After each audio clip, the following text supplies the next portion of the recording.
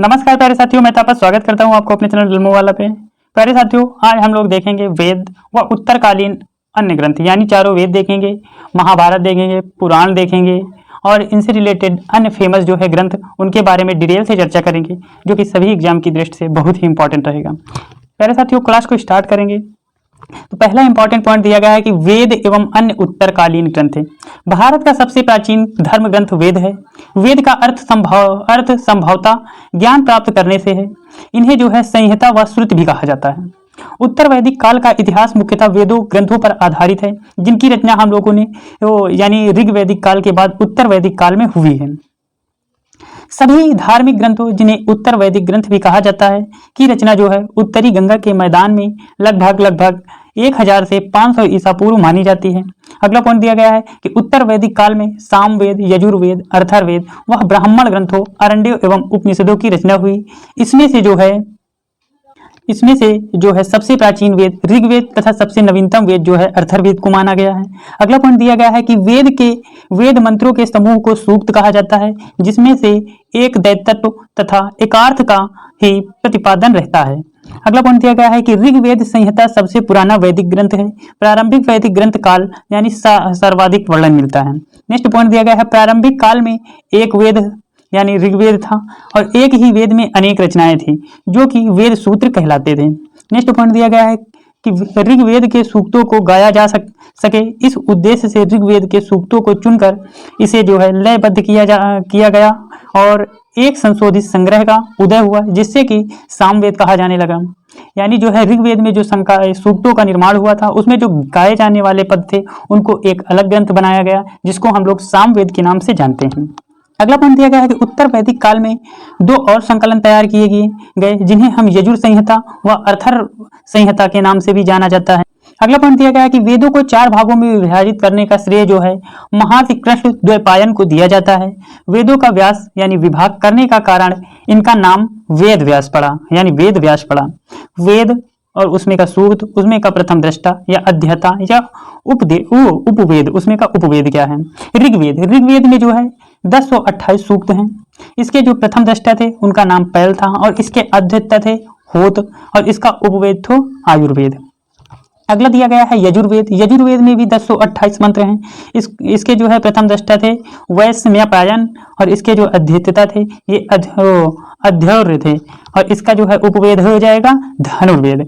अगला दिया गया है कि सामवेद में 1875 मंत्र हैं, जिनको गाया जा सकता है। सामवेद मतलब सांगवेद रिलेट कर सकते हैं। सामवेद सांगवेद, सांग मतलब गाया जा सकने वाला। और जो है इसके जो है प्रथम दृष्टा थे जामिनी और इसके अध्येता थे उद्गाता और इसका उपवेद माना है गंधर्व वेद।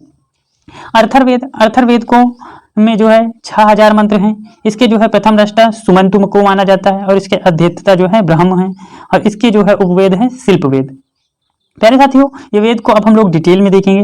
पहले हम लोग देखेंगे ऋग्वेद को, फिर देखेंगे डिटेल में यजुर्वेद को, फिर देखेंगे सामवेद को, फिर देखेंगे उसके बाद अथर्ववेद को कि क्या होता है। इन डिटेल में देखेंगे, पूरी जानकारी इसको आप लोगों को देंगे। और फिर उसके बाद देखेंगे उपवेद क्या होता है, आरण्य क्या होता है, वेदांग क्या होते हैं, वेदांग के बाद सूत्र क्या होता है, ये सबको डिटेल में। सूत्र के बाद देखेंगे ब्राह्मण ग्रंथ क्या होता है, उपनिषद क्या होते हैं, स्मृति साहित्य क्या होता है, पुराण क्या है, और उसके बाद देखेंगे षड दर्शन क्या होता है, रामायण क्या होती है, महाभारत या जय संहिता क्या होता है। लास्ट में देखेंगे श्रीमद् भागवत गीता को। इसमें से पहली हेडिंग देखते हैं ऋग्वेद क्या होता है। पहली हेडिंग दी गई है इंपॉर्टेंट पॉइंट कि ऋग्वेद भारत की ही नहीं संपूर्ण विश्व की प्राचीनतम रचना मानी जाती है, यानी सबसे पुरानी रचना मानी जाती है। इसकी तिथि लगभग 1500 ईसा पूर्व से 1000 ईसा पूर्व मानी जाती है। और जो है अगला इंपॉर्टेंट पॉइंट दिया गया है कि ऋग्वेद यानी अर्थात ऐसा ज्ञान जो ऋचाओं में बद्ध हो, यानी ऋग्वेद से आर्यों की राजनीतिक प्रणाली एवं इतिहास के बारे में सर्वाधिक जानकारी प्राप्त होती हो। अगला पॉइंट दिया गया है कि सबसे प्राचीन वेद ऋग्वेद है, जिसमें कि 10 मंडल 1028 सूक्त यानी 11 बाल खिलाएं सूक्त मिलकर जो है 1028 सूक्त हैं और जो है 10,462 मंत्र यानी ऋचाएं हैं और ऋचाओं के पढ़ने वाले ऋषि को होत कहा जाता था। अगला इंपॉर्टेंट पॉइंट दिया गया है कि ऋग्वेद की लिपि जो है ब्राह्मी मानी जाती है, जिसकी रचना संभवतः सप्त सैंधव प्रदेश में हुई थी। अगला पॉइंट दिया गया है प्यारे साथियों कि ऋग्वेद की 5 शाखाएं हैं। एक है साकाल, एक है वाशकाल, एक है अश्वलायन, एक है सांख्यायन, एक है मांडुकायन। ये जो है पांचों शाखाएं ऋग्वेद की हैं। अगला पॉइंट दिया गया है कि ऋग्वेद और ईरानी ग्रंथ जेंद अवस्था में जो है समानता पाई जाती है। एक ईरानी ग्रंथ है जेंद अवस्था और ऋग्वेद में जो है समानता पाई जाती है, सिमिलरिटी दर्शाई गई है। अगला इंपॉर्टेंट पॉइंट दिया गया है कि ऋग्वेद के चौथे मंडल में 3 मंत्रों की रचना 3 राजाओं ने की है। एक मंत्र है यानी त्रास दस्यु, आजमीड़ तथा पुरमीड़। अगला इंपॉर्टेंट पॉइंट दिया गया है कि ऋग्वेद के पहले 10वें मंडल की रचना अंत में हुई है, जिन्हें छेपक भी कहा जाता है, जबकि दूसरे से 7वें मंडल प्राचीन माने जाते हैं, जिसे वंश मंडल यानी एक ही ऋषि परिवार द्वारा रचे होने का कारण कहा जाता है। अगला इंपॉर्टेंट पॉइंट दिया गया है कि ऋग्वेद का पाठ करने वाले ऋषि को होत, जिसमें से कई सूक्तों के विभिन्न वैदिक देवताओं की स्तुति करने वाले मंत्र हैं। अगला पॉइंट दिया गया है कि ऋग्वेद में यातधनों को यज्ञों में बाधा डालने वाला तथा पवित्र आत्माओं को कष्ट पहुंचाने वाला कहा जाता है। अगला इंपॉर्टेंट पॉइंट दिया गया है कि ऋग्वेद के मंत्रों या ऋचाओं की रचना किसी एक ऋषि ने एक निश्चित अवधि को नहीं की, अपितु विभिन्न काल में विभिन्न यानी ऋषियों द्वारा की गई है। अगला इंपॉर्टेंट पॉइंट दिया गया है कि ऋग्वेद के 2 व 8वें मंडल की रचनाएं जो है वशिष्ठ, विश्वामित्र, भारद्वाज, वामदेव, अत्रि, गृहस्थमद व कंडो या अनरिरस ने की है। अगला इंपॉर्टेंट पॉइंट दिया गया है कि ऋग्वेद के 3 मंडल में गायत्री मंत्र का उल्लेख है। ओम भूर्भुवः स्वः तत्सवितुर्वरेण्यं भर्गो देवस्य धीमहि धियो यो न प्रचोदयात्। यानी गायत्री मंत्र का जो है ऋग्वेद के 3 मंडल में उल्लेख मिलता है, जो देवी सावित्री द्वारा समर्पित है, जिसकी रचना महर्षि विश्वामित्र ने की है। यह जो है मंडल वरुण देवता को पूरा समर्पित है। इंपॉर्टेंट क्वेश्चन बन जाता है एग्जाम में। अगला इंपॉर्टेंट पॉइंट दिया गया है कि ऋग्वेद के 10वें मंडल के पुरुष सूक्त के चरण वर्णों का प्रयोग हुआ है, जिसमें ब्राह्मण, क्षत्रिय, वैश्य व शूद्र यह वर्ण व्यवस्था वैदिक काल की देन है। अगला इंपॉर्टेंट पॉइंट दिया गया है ऋग्वेद में लोपामुद्रा, अपाला, सिकता, घोषा आदि विश्वी महिलाओं का तथा जंगल की देवी अरंडी का उल्लेख भी मिलता है। अगला इंपॉर्टेंट पॉइंट दिया गया है, इसमें जो है लोपामुद्रा प्रमुख है, जो कि क्षत्रिय वर्ण की है। इनका विवाह जो है अगस्त ऋषि से हुआ था। अगला इंपॉर्टेंट पॉइंट दिया गया है कि ऋग्वेद में इंद्र देवता के लिए 250 ऋचाएं व अग्नि देवता के लिए 200 ऋचाएं का उल्लेख किया गया है। अगला इंपॉर्टेंट पॉइंट दिया गया है ऋग्वेद में सरस्वती नदी नदीनतम अर्थात सर्वश्रेष्ठ नदी या सबसे पवित्र नदी कहा गया है। 10वें मंडल में गंगा का 1 बार व यमुना नदी का 3 बार उल्लेख किया गया है। अगला इंपॉर्टेंट पॉइंट दिया गया है ऋग्वेद में 25 नदियों का वर्णन मिलता है, जिसमें से सर्वाधिक बार जो है सिंधु नदी का वर्णन मिलता है। आर्यों की सबसे प्रमुख नदी जो है सिंधु नदी ही मानी गई है। अगला पॉइंट दिया गया है कि सर्वप्रथम स्तूप शब्द का प्रयोग भी ऋग्वेद में मिलता है। अगले इंपॉर्टेंट पॉइंट दिए गए हैं ऋग्वेद में निम्न शब्दों का उल्लेख भी मिलता है। पिता, पितम, पिता का जो है उल्लेख 335 बार मिलता है और जन शब्द की यानी जन शब्द जो है ऋग्वेद में 275 बार मिलता है। इंद्र शब्द जो है ऋग्वेद में 250 बार मिलता है। माता शब्द का प्रयोग जो है ऋग्वेद में 234 बार किया गया है। वही जो है अश्व शब्द की प्रयोग जो है ऋग्वेद में 215 बार किया गया है और अग्नि शब्द का प्रयोग जो है ऋग्वेद में 200 बार किया गया है। प्यारे साथियों, अग्नि शब्द की प्यारे साथियों जो है प्रयोग 200 बार किया गया है। वहीं गौ या गाय शब्द का प्रयोग 176 बार किया गया है। विष शब्द का ऋग्वेद में 170 बार किया गया है। सोम देवता का जो है सोम देवता वर्ड जो है ऋग्वेद में 144 बार किया गया है। विदत शब्द का प्रयोग 122 बार किया गया है। वहीं विष्णु शब्द का प्रयोग 100 बार किया गया है। गढ़ शब्द का प्रयोग जो है प्यारे साथियों 46 बार किया गया है और ब्रज कोशाला वर्ड का प्रयोग 45 बार किया गया है। प्यारे साथियों, कृषि वर्ड जो है 33 बार ऋग्वेद में प्रयोग हुआ है। वरुण और वर्ण ये जो है एग्जाम में पूछे जाते हैं कि वरुण शब्द जो है 30 बार ऋग्वेद में किया गया है और वर्ण शब्द का प्रयोग 23 बार जो है ऋग्वेद में किया गया है। सेना शब्द का प्रयोग 20 बार किया गया है ऋग्वेद में। ब्राह्मण शब्द का प्रयोग जो है 15 बार किया गया है। इंपॉर्टेंट क्वेश्चन बन जाता है एग्जाम में कि ब्राह्मण शब्द का प्रयोग ऋग्वेद में कितनी बार मिलता है, तो 15 बार। ग्राम शब्द का प्रयोग कितने बार किया गया है, तो 13 बार इसका उल्लेख किया गया है और बृहस्पति शब्द की प्रयोग जो है 11 बार किया गया है। वहीं राष्ट्र शब्द का प्रयोग जो है 10 बार किया गया है। प्यारे साथियों, अगला क्वेश्चन दिया गया है कि क्षत्रिय व समित वर्ड का प्रयोग जो है 9 बार दिया गया है। प्यारे साथियों, सभा शब्द का प्रयोग 8 बार ऋग्वेद में किया गया है। यमुना शब्द का प्रयोग 3 बार और रुद्र शब्द का प्रयोग जो है 3 बार किया गया है ऋग्वेद में। वहीं जो है वैश्य, गंगा व राजा वर्ड का प्रयोग एक बार किया गया है ऋग्वेद में। याद रखिए, वैश्य, गंगा, राजा व पृथ्वी ये जो है चारों वर्डों का एक बार ऋग्वेद में उल्लेख किया गया है। अब देख लेते हैं प्यारे साथियों ऋग्वेद की प्रमुख मंडल व उनके रचयिता कौन कौन थे। तो इसमें रचयिता हो जाएंगे, ये मंडल हो जाएंगे।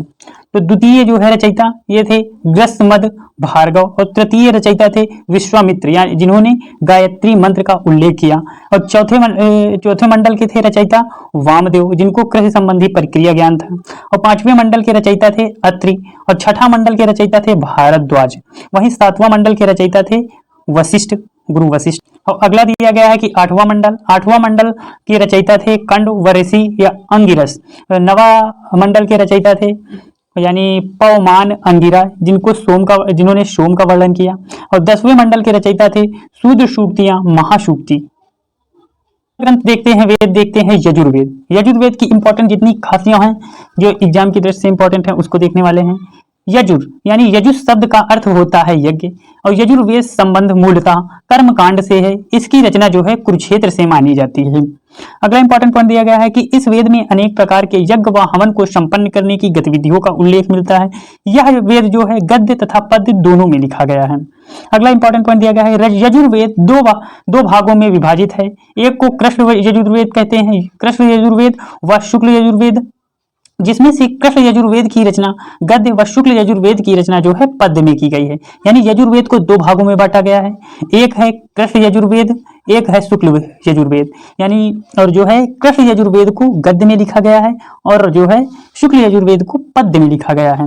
अगला इंपॉर्टेंट पॉइंट दिया गया है कि इस वेद में ही सर्वप्रथम राजसूय व तथा वाजपेय यज्ञों का वर्णन मिलता है। अगला इंपॉर्टेंट पॉइंट दिया गया है कि यज्ञ में कहे जाने वाले गद्यात्मक मंत्रों को यजुस तथा मंत्रों का उच्चारण करने वाले पुरोहित को अर्थव्य कहा जाता है।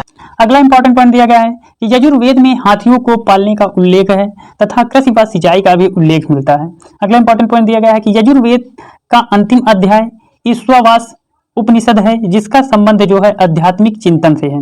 अगला इंपॉर्टेंट पॉइंट दिया गया है कि यजुर्वेद में 5 प्रकार के चावल का उल्लेख मिलता है, जिसमें महाब्राही, कृष्णब्राही, शुक्लब्राही, आशुधान्य और हायन का प्रयोग किया गया है। नेक्स्ट इंपॉर्टेंट पॉइंट दिया गया है कि शुक्ल यजुर्वेद की शाखा को वाजसेन तथा कृष्ण यजुर्सेन की शाखा को आपस्तंभ संहिता के भी नाम से कहा गया है, नाम से जाना जाता है। अगला इंपॉर्टेंट पॉइंट दिया गया है शुक्ल यजुर्वेद की मुख्य शाखाएं हैं मध्यान्ह, कांड तथा कृष्ण यजुर्वेद की 4 शाखाएं हैं। एक है काठव, एक है कपिष्ठल, एक है मैत्री तथा है चौथी नंबर है वैतरीय संहिता।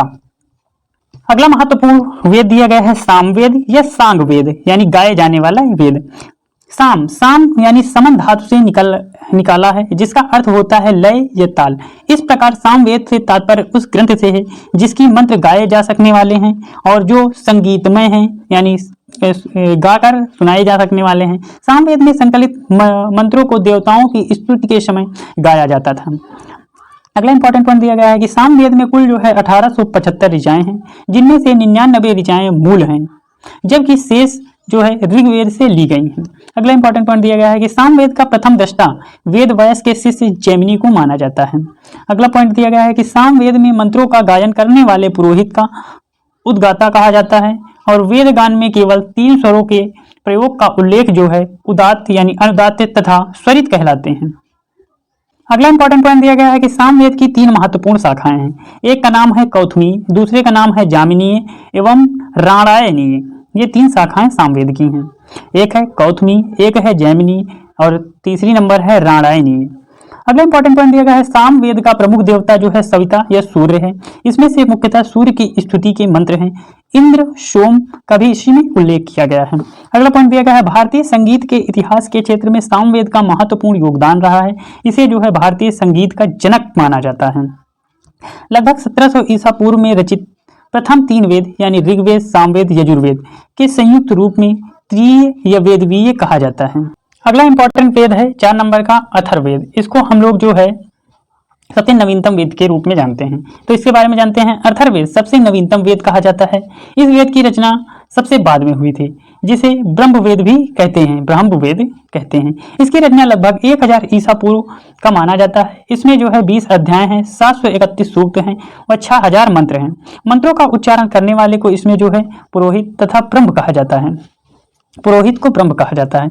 अगला पॉइंट दिया गया है अथर्ववेद की रचना जो है अथर्वण तथा आगरित ऋषियों द्वारा की गई है, इसलिए इसको जो है अन्य नाम अंधागिरस वेद भी कहा जाता है। अगला इंपॉर्टेंट पॉइंट दिया गया है कि अथर्वा ऋषि के नाम पर इस वेद का नाम अथर्ववेद पड़ा और पृथ्वी सूक्त इस वेद का अति महत्वपूर्ण सूक्त है, इस कारण से इसे महिवेद भी कहते हैं। अगला इंपॉर्टेंट पॉइंट दिया गया है कि अथर्ववेद में याज्ञ अनुष्ठानों का वर्णन मिलता है। इस वेद के महत्वपूर्ण विषय ब्रह्म ज्ञान, औषधि, रोग निवारण, तंत्र मंत्र व जादू टोना टोटका आदि भी होते हैं, इस वेद में उल्लेखित किए गए हैं। अगला इंपॉर्टेंट पॉइंट दिया गया है कि आयुर्वेद चिकित्सा औषधि के वर्णन होने के कारण इसे जो है भेदजन वेद भी कहा जाता है। अगला इंपॉर्टेंट पॉइंट दिया गया है कि पृथ्वी सूक्त इस वेद का अति महत्वपूर्ण सूक्त है, इस कारण इसे जो है महिवेद भी कहा जाता है। अगला इंपॉर्टेंट पॉइंट दिया गया है कि 13 से 20 अध्याय तक में ब्राह्मणीय सिद्धांत यानी 13 कांड और विवाह प्रथाएं जो है अध्याय 14 में, व अंतिम संस्कार के मंत्र जो है अध्याय 18 और जो है अन्य मंत्र जो है वह जादू टोना इंडिकेट किए गए हैं। अगला पॉइंट दिया गया है कि अथर्ववेद में राजा का चयन करने के कारण सभा व समिति की प्रजापति की 2 पुत्रियां कहा जाता है। अगला इंपॉर्टेंट पॉइंट दिया गया है कि उपवेद, उपवेद जो है यानी वेद और वेद का उपवेद और उसके प्रवर्तक और उसका जो है विवरण। तो उपवेद में देख लेते हैं ऋग्वेद। ऋग्वेद का उपवेद माना जाता है आयुर्वेद। आयुर्वेद के प्रवर्तक थे प्रजापति और उसका विवरण जो है चिकित्सा शास्त्र में मिलता है। और जो है यजुर्वेद, यजुर्वेद का उपवेद माना जाता है धनुर्वेद। धनुर्वेद के जो है प्रवर्तक थे विश्वामित्र और इसका जो है विवरण युद्ध कला में प्रचलित है। अगला वेद दिया गया है सामवेद। सामवेद का जो है उपवेद माना जाता है गंधर्व वेद। गंधर्व वेद के प्रवर्तक थे नारद और नारद जो है नारद का विवरण जो है कला एवं संगीति में मिलता है। अगला जो है पॉइंट दिया गया है अथर्ववेद। अथर्ववेद का उपवेद है शिल्पवेद और शिल्पवेद का जो है प्रवर्तक है विश्वकर्मा और इसका जो है विवरण भवन निर्माणता काल में मिलता है। अगला पॉइंट दिया गया है आरण्य। आरण्यक क्या होता है? इसमें जो है ऋषियों द्वारा जंगल या एकांत में रचित ग्रंथों को आरण्यक कहा जाता है। आरण्यक का अर्थ ही होता है जंगल, घना इलाका। अगला पॉइंट दिया गया है आरण्यक में दार्शनिक सिद्धांतों और रहस्यवाद का उल्लेख मिलता है, जैसे कि आत्मा, मृत्यु और जीवन आदि का। अगला पॉइंट दिया गया है वर्तमान समय में 7 प्रमुख आरण्यक यानी ऐतरेय, तैत्तिरीय, माध्यदिंज और संखायन, मैत्रेयी, तलवकार व वृहदारण्य उल्लेखित हैं। तो देख लेते हैं वेद और उसका आरण्यक। ऋग्वेद में जो है ऐतरेय व सांख्यानन या कौतिकेय और जो है यजुर्वेद के हैं बृहदारण्य या मैत्रेयी, तैत्तिरीय और जो है सामवेद के आरण्यक हैं जैमिनी, योपनिषद व या तवलकार और अथर्ववेद का कोई भी आरण्यक अभी तक उपलब्ध नहीं है। और इम्पोर्टेंट पॉइंट एक और दिया गया है कि प्रस्थान त्रयी में जो है 3 ग्रंथ ऐड हैं, जिनमें भागवत गीता, ब्रह्मसूत्र व उपनिषद को सम्मिलित किया गया है। वेद के बाद प्यारे साथियों अब हम लोग देख लेंगे वेदांग। वेदांग क्या होता है? वेदांगों की संख्या 6 बताई गई है, जिसमें से छंद यानी वेद के पैर और कल्प वेद के हाथ और ज्योतिष यानी वेदों की आंखें, निरुक्त यानी वेदों के कान व शिक्षा वेद की नासिक यानी नकुना तथा व्याकरण यानी वेद का मुंह माना गया है। शिक्षा के अंदर जो है वैदिक कार्यों को स्पष्ट उच्चारण हेतु इसका निर्माण हुआ है, जिसमें वैदिक शिक्षा संबंधी प्राचीन साहित्य प्रातिशाख्य हैं। और जो है कल्प में दिया गया है कि वैदिक कर्म कांडों अर्थात वेदों के किस मंत्र का प्रयोग किस कर्म में करना चाहिए का वर्णन किया गया है। इसकी जो शाखाएं हैं श्रौत सूत्र, गृहस्थ सूत्र, धर्म सूत्र व शुक्ल सूत्र हैं। और जो है व्याकरण मतलब होता है कि समास व संधि के नियम, नामों व धातुओं की रचना, उपसर्ग एवं प्रत्यय आदि का वर्णन पाणिनि की अष्टाध्यायी प्रसिद्ध व्याकरण का ग्रंथ है। अगला पॉइंट दिया गया है कि निरुक्त यानी शब्दों की व्युत्पत्ति एवं निर्वाचन बतलाने वाले शास्त्र निरुक्त कहलाते थे। यास्क ने निरुक्त की रचना की थी, जो कि भाषा शास्त्र का प्रथम ग्रंथ भी माना जाता है। छंद क्या होता था? वैदिक साहित्य के मुक्त रूप में गायत्री, त्रिदृष्ट, जगती, बृहति आदि छंदों का प्रयोग किया गया है, जिसमें पिंगल का छंद शास्त्र प्रसिद्ध है। अगला पॉइंट दिया गया है ज्योतिष।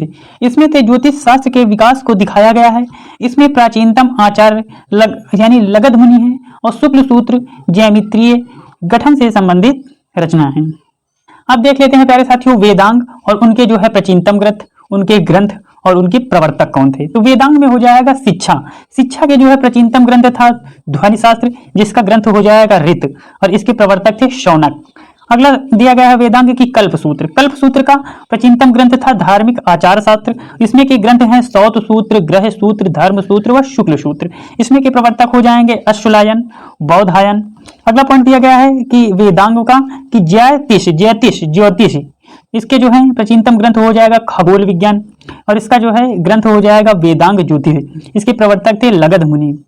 अगला दिया गया है वेदांग में कि व्याकरण। व्याकरण के प्राचीनतम ग्रंथ है व्याकरण, और इसके जो है ग्रंथ हैं अष्टाध्यायी। अष्टाध्यायी के प्रवर्तक हो जाएंगे पाणिनि।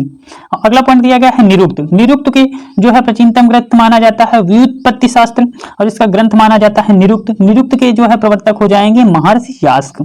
छंद। छंद जो है माप सिद्धांत, इसका प्राचीनतम ग्रंथ हो जाएगा, और इसका ग्रंथ हो जाएगा छंद सूत्र। इसके रचयिता हो जाएंगे पिंगली शास्त्र। अगला इंपॉर्टेंट पॉइंट दिया गया है सूत्र। सूत्र क्या होता था, इसको देख लेते हैं। कहता है इसमें जो है साहित्य की रचना ईसा पूर्व 6ठी शताब्दी के आसपास शुरू हुई।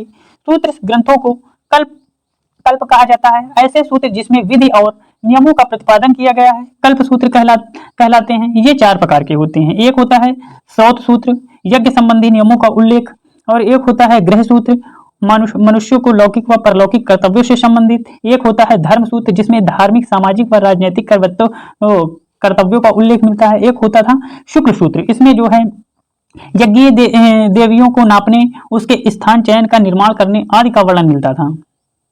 अगला इंपॉर्टेंट पॉइंट दिया गया है ब्राह्मण ग्रंथ। ब्राह्मण ग्रंथ क्या होता है इसके बारे में जान लेते हैं। ब्रह्म शब्द का शाब्दिक अर्थ होता है यज्ञ, अर्थात यज्ञ के विषयों का अच्छी तरह से प्रतिपादन करने वाले ग्रंथ जो है ब्राह्मण ग्रंथ कहे गए, जो कि गद्य में रचित थे। अगला पॉइंट दिया गया है कि ऋग्वेद में ब्राह्मण ग्रंथ ऐतरेय व कौतकीय, यजुर्वेद में ब्राह्मण ग्रंथ तैतरीय व शतपथ, और सामवेद के पंचविंश व जैमिनीय, षष्ठ व तांडय, और अर्थर्वेद का एकमात्र ब्राह्मण ग्रंथ है गोपथ। अगला इंपॉर्टेंट पॉइंट दिया गया है कि शतपथ ब्राह्मण ग्रंथ में स्त्री को पुरुष की अर्धांगिनी कहा गया है, एवं इसमें जल प्रलय की कथा और पुरुरवा उर्वशी का आख्यान मिलता है। अगला इंपॉर्टेंट पॉइंट दिया गया है कि शतपथ ब्राह्मण की रचना जो है यज्ञ वाल्कव्य ऋषि ने, जबकि पंचविंश ब्राह्मण में ग्रंथ की रचना तांडय ऋषि ने की। अगला इंपॉर्टेंट पॉइंट दिया गया है शतपथ ब्राह्मण ग्रंथ में स्त्री को पुरुष अर्धांगिनी कहा गया है। इसमें जो है जल प्रलय की कथा पुरवा उर्वशी का आख्यान मिलता है। अगला पॉइंट दिया गया है सामवेद का ब्राह्मण ग्रंथ जो है षड्विश, जिसकी रचना अद्भुत ब्राह्मण ने की। इसमें जो है भूकंप जैसी प्राकृतिक आपदाओं से मुक्ति के बारे में बताया गया है। अगला पॉइंट दिया गया है शतपथ ब्राह्मण में महाजनी प्रथा का प्रथम बार उल्लेख मिला है। अगला पॉइंट दिया गया है आश्रम प्रणाली का सर्वप्रथम उल्लेख ऐतरेय ब्राह्मण में मिलता है। अगला पॉइंट दिया गया है शतपथ ब्राह्मण में एक स्थान पर क्षत्रियों को ब्राह्मणों को श्रेष्ठ कहा गया है। अगला पॉइंट दिया गया है कि ऐतरेय ब्राह्मण में पुत्री को कृपण अर्थात दुखों का स्रोत कहा गया है, और यह जो है अब के युग में माना भी जाता है।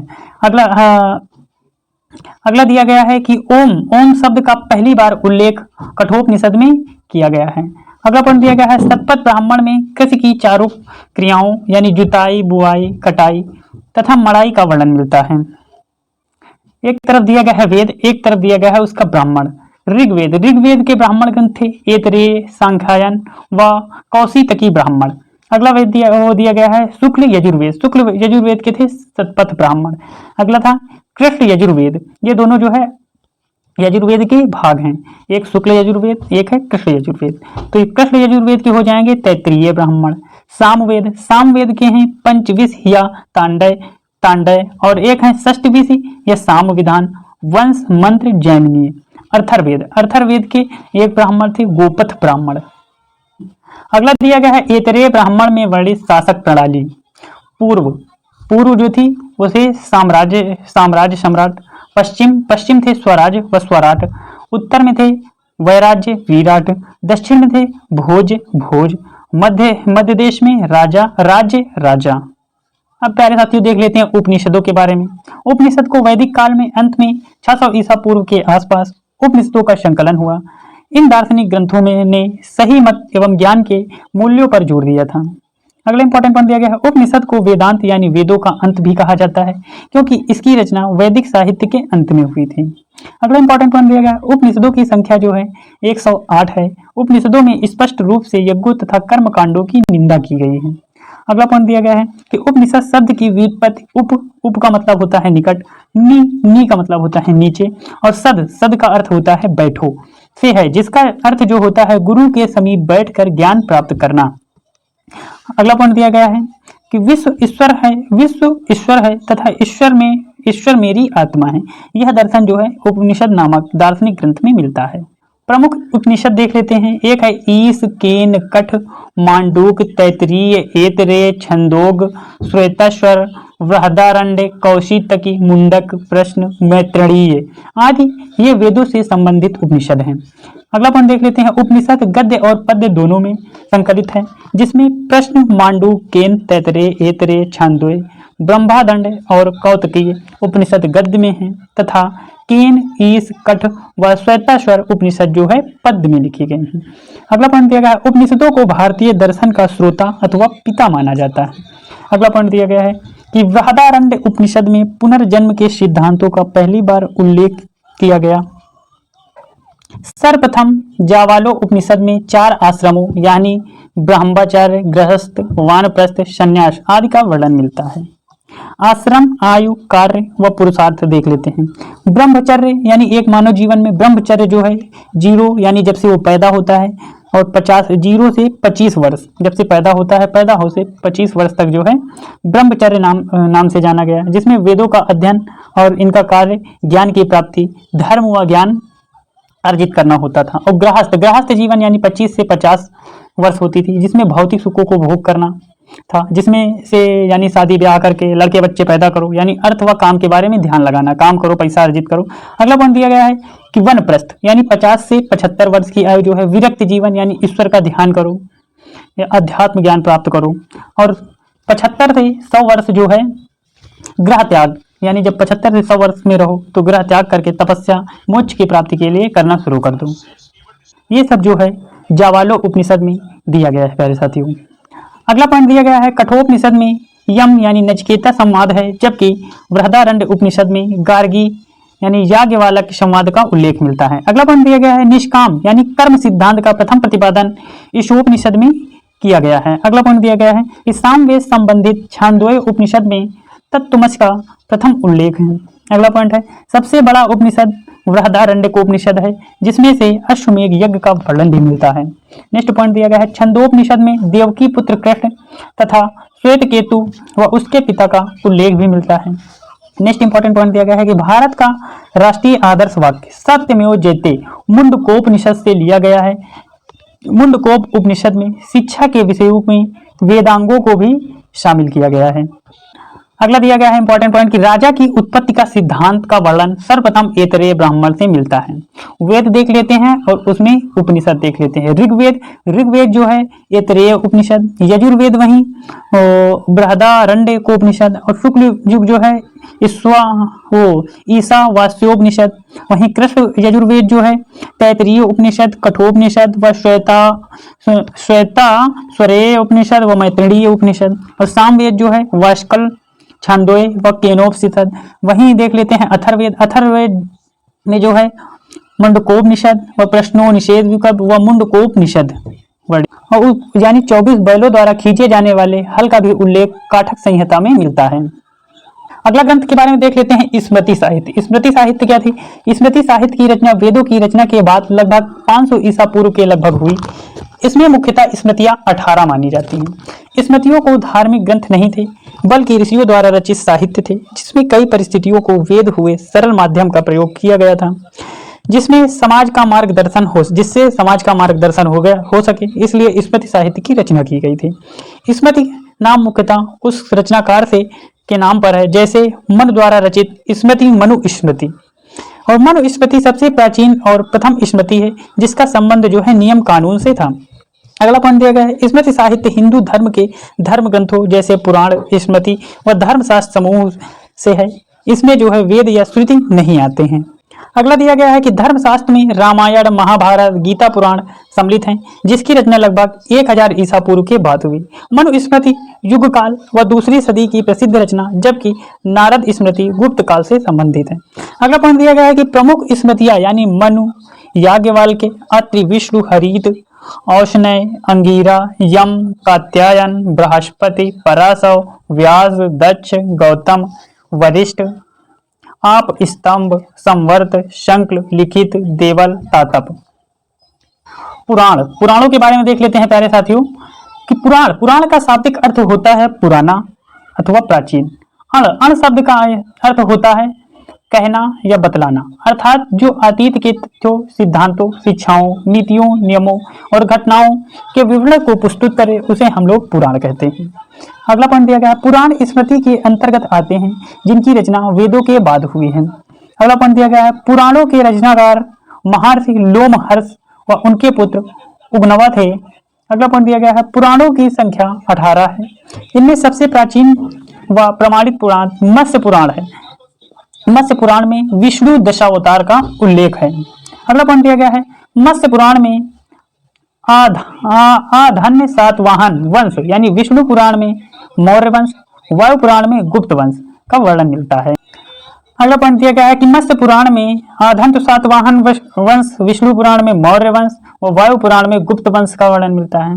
प्रमुख पुराण एक है विष्णु पुराण, ब्रह्म पुराण, शिव पुराण, भागवत पुराण, ब्राह्मण पुराण, लिंग पुराण, नारद पुराण, ब्रह्म वैतर्य पुराण व स्कंद पुराण उल्लिखित है। अगला पॉइंट दिया गया है, गरुड़ पुराण, मार्कंडेय पुराण, अग्नि पुराण, पद्म पुराण, भविष्य पुराण, मत्स्य पुराण, वराह पुराण, वामन पुराण और कूर्म पुराण आदि हैं। अब प्यारे साथियों हम लोग जानेंगे सर दर्शन के बारे में। सर दर्शन क्या होता था? दर्शन शब्द का सामान्य अर्थ था देखने का माध्यम या साधन। सर दर्शन दर्शन शास्त्र से संबंधित है जिसमें 6 दर्शन अधिक प्रसिद्ध हैं और प्राचीन भी हैं। ये थे सांख्य, योग, न्याय, वैशेषिक, मीमांसा व वेदांत के नाम से विदित हैं। इन दर्शनों की रचना उत्तर बौद्ध काल में हुई। न्याय दर्शन भारत के 6 वैदिक दर्शनों में से एक दर्शन माना जाता है। न्याय सूत्र इस दर्शन का सबसे प्राचीन एवं प्रसिद्ध ग्रंथ है। अगला पॉइंट दिया गया है, वात्स्यायन यानी काम सूत्र ग्रंथ के रचयिता ने न्याय के समस्त विद्याओं का प्रदीप कहा जाता है। अगला दिया गया है कि पूर्व मीमांसा के रचयिता महर्षि जैमिनी, वेदांत यानी उत्तर मीमांसा महर्षि कणाद, वहीं सांख्य दर्शन के माना जाता है महर्षि कपिल, वहीं वैशेषिक दर्शन महर्षि कणाद, न्याय दर्शन के जो है महर्षि गौतम और योग दर्शन के जो है महर्षि पतंजलि को माना जाता है। अगला पॉइंट देख लेते हैं, इंपॉर्टेंट ग्रंथ है रामायण।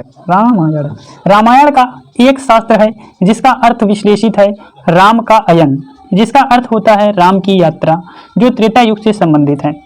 अगला पॉइंट दिया गया है, रामायण की रचना संस्कृत भाषा में महर्षि वाल्मीकि ने की, जिसके कारण महर्षि वाल्मीकि तो आदि कवि भी कहा जाता है। इसका अन्य नाम वाल्मीकि रामायण भी मिलता है। अगला पॉइंट दिया गया है कि रामायण संस्कृत भाषा में रचित सर्वप्रथम काव्य है।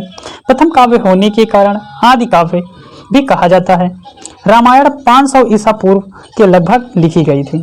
रामायण में मूलतः 6000 श्लोक थे जो बढ़कर 12000 और अंततः 24000 हो गए हैं, जिस कारण से इसे चतुर्विंशति शस्त्रणी संहिता कहा जाता है। चतुर्विंशति शस्त्रणी संहिता भी कहा जाता है। अगला इंपॉर्टेंट पॉइंट दिया गया है कि रामायण में 7 कांडों में विभक्त है। इन कांडों के नाम कुछ इस प्रकार हैं जो एग्जाम में पूछे जाते हैं। पहला कांड है बाल कांड, दूसरा है अयोध्या कांड, तीसरा है अरण्य कांड, चौथा है किष्किंधा कांड, 5वां है सुंदर कांड, 6ठा है लंका कांड यानी युद्ध कांड के नाम से जाना जाता है और 7वां है उत्तर कांड, जहां से रामायण का पाठ समाप्त हो जाता है। इसमें से सबसे बड़ा अध्याय बाल कांड तथा सबसे छोटा अध्याय किष्किंधा कांड को माना गया है, यानी किष्किंधा कांड है। अगला पॉइंट दिया गया है, संत तुलसीदास ने श्री राम की पवित्र कथा को देसी भाषा में लिपि शब्द किया। इन ग्रंथों का नाम रामचरितमानस, इसे तुलसीदास रामायण के नाम से भी जाना जाता है। तुलसीदास जी के अनुसार सर्वप्रथम श्री राम की कथा भगवान शंकर ने पार्वती को सुनाई, जिसे अध्यात्म रामायण के नाम से भी जाना जाता है। अगला पॉइंट इंपॉर्टेंट दिया गया है कि रामायण का तमिल भाषा में अनुवाद जो है कंबन ने तथा बांग्ला भाषा में अनुवाद इसका कृतिवास ने किया है। अगला पॉइंट दिया गया है, रामायण की फारसी भाषा का अनुवाद जो है अकबर काल में अब्दुल कादिर बदायूनी ने किया है। अगला पॉइंट दिया गया है, रामायण का अंग्रेजी में अनुवाद जो है RTH ग्रिफिथ ने किया है। और जो है या ज्ञातव्य हो रामायण की रचना महाभारत के बाद है। जहां तक ज्ञात है कि रामायण की रचना जो है महाभारत के बाद हुई है। अगला पॉइंट दिया गया है महाभारत। महाभारत को जय संहिता के नाम से भी जाना जाता है। देख लेते हैं क्यों। हिंदू धर्म में मुख्यतः ग्रंथों में से एक है। इस ग्रंथ की रचना महर्षि वेद व्यास ने की थी। यह विश्व का सबसे लंबा साहित्यिक ग्रंथ माना जाता है। जय संहिता नाम से ज्ञात महाभारत में 8,800 श्लोक थे, जो बढ़कर 24,000 और अंततः 1,00,000 श्लोक हो गए हैं, जिस कारण से सतसहस्त्रणी संहिता या महाभारत का नाम लेगा। क्योंकि महाभारत में भारत के वंशजों कौरव पांडवों का युद्ध की कथा वर्णन मिलता है, इसलिए इस ग्रंथ को भारत की कहा जाता है। अगला पॉइंट दिया गया है, इसके अलावा इसमें हरिवंश पुराण यानी हरि या विष्णु की वंशावली और भागवत गीता यानी ईश्वर की गीत सम्मिलित है, इसलिए हरिवंश पुराण में भी कृष्ण या गोपियों के प्रेम का वर्णन मिलता है। अगला पॉइंट दिया गया है कि महाभारत में कुल 18 पर्व हैं। पहला पर्व है आदि पर्व, दूसरा है सभा पर्व, तीसरा है वन पर्व, चौथा है विराट पर्व, अद्योत पर्व, भीष्म पर्व, द्रोण पर्व, कर्ण पर्व, शल्प पर्व, सप्तऋणी पर्व, स्त्री पर्व, शांति पर्व, अनुशासन पर्व, अश्वमेघ पर्व, आश्रमवासी पर्व, मौसल पर्व, महाप्रस्थानिक पर्व, आखिरी दिया गया है स्वर्गारोहण पर्व। अगला पॉइंट दिया गया है महाभारत का तमिल भाषा में अनुवाद पेरुदेवनार ने भारतम नामक से किया, जबकि इसका बांग्ला भाषा में अनुवाद अलाउद्दीन नुसरत शाह ने किया।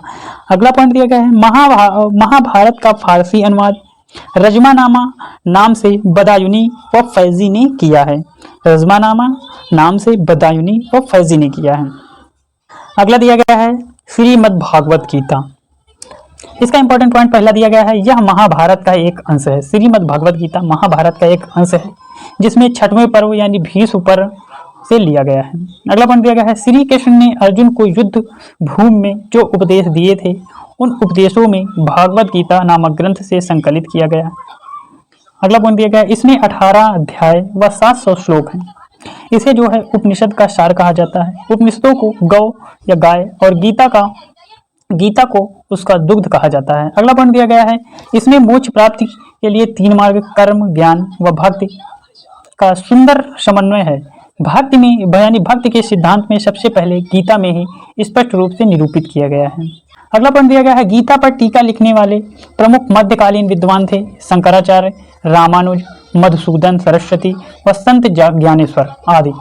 अगला पॉइंट दिया गया है, आधुनिक काल में भारतीय कई राष्ट्रवादी नेताओं ने भागवत गीता पर टीकाएं लिखी हैं, जैसे बाल गंगाधर तिलक ने गीता रहस्य लिखे हैं, अरविंद घोष ने एक्सेस ऑन द गीता लिखी है, वहीं महात्मा गांधी ने भागवत गीता नाम से रचनाएं लिखी हैं। अगला पॉइंट दिया गया है कि हिंदुओं की गीता, मुस्लिमों के कुरान, ईसाइयों के बाइबल के समतुल्य यानी समान पवित्र धर्म ग्रंथ मानी गई है। अगला पॉइंट दिया गया है, श्रीमद् भागवत गीता का सर्वप्रथम अंग्रेजी अनुवाद जो है चार्ल्स विल्किंस ने 1785 ईस्वी में किया है। थैंक यू फॉर वॉचिंग प्रिय दोस्तों। यदि आपको हमारा वीडियो अच्छा लगा तो चैनल को सब्सक्राइब करिएगा, वीडियो को लाइक जरूर करिएगा। धन्यवाद।